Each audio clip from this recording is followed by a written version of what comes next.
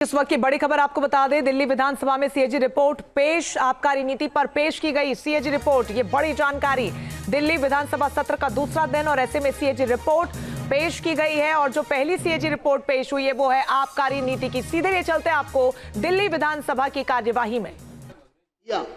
ये high court की टिप्पणी में कहा गया रिपोर्ट को पेश ना करके, ये माननीय These are the words of the Honorable High Court. These are very critical and strong observations. In para 49, the Honorable Court has said, it is.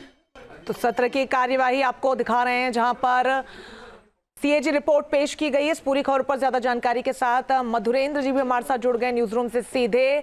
Madhurendra जी, बेहद महत्वपूर्ण आज का दिन, क्योंकि वादा यही किया गया था भारतीय जनता पार्टी की तरफ से कि सत्र में पहले ही समय पर रिपोर्ट्स पेश की जाएंगी। कुल 14 रिपोर्ट्स पेश होनी और एक एक करके, और पहली जो रिपोर्ट है वो आबकारी नीति के लिए। अब जो पूर्व में केजरीवाल सरकार रही उनके लिए कितनी बड़ी मुश्किल हो सकती है? देखिए, बिल्कुल आबकारी नीति को लेकर जो सवाल खड़े रहे, भ्रष्टाचार के आरोप लगे, उन आरोपों को लेकर जो सीएजी की रिपोर्ट थी वो पहली बार पब्लिक के बीच आई है, जिसे नई सरकार ने टेबल कर दिया है। और इस रिपोर्ट के अगर मुख्य बिंदुओं पर बात करें तो किस तरह से दरअसल रिटेल लाइसेंस में मोनोपोली की बात जो है वो सीएजी ने रिपोर्ट में अपनी लिखी है। साथ ही जो अलग अलग जोन्स हैं उसमें देखिए कि जो आवंटन है लाइसेंस के, उस पर लेकर गंभीर सवाल खड़े किए गए हैं।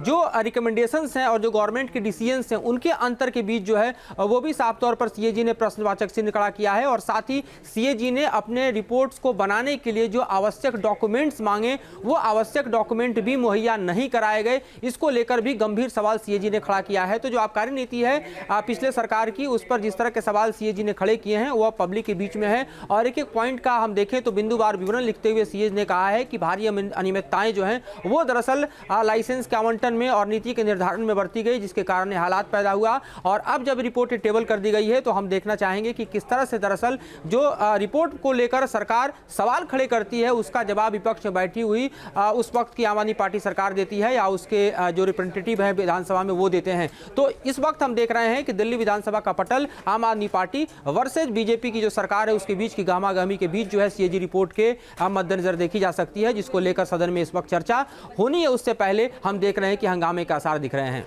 बिल्कुल, आज का दिन बेहद महत्वपूर्ण है मधुरेंद्र जी। ऐसे में आपसे ये भी जानना चाहेंगे कुल कितनी रिपोर्ट्स हैं जो पेश की जा सकती हैं?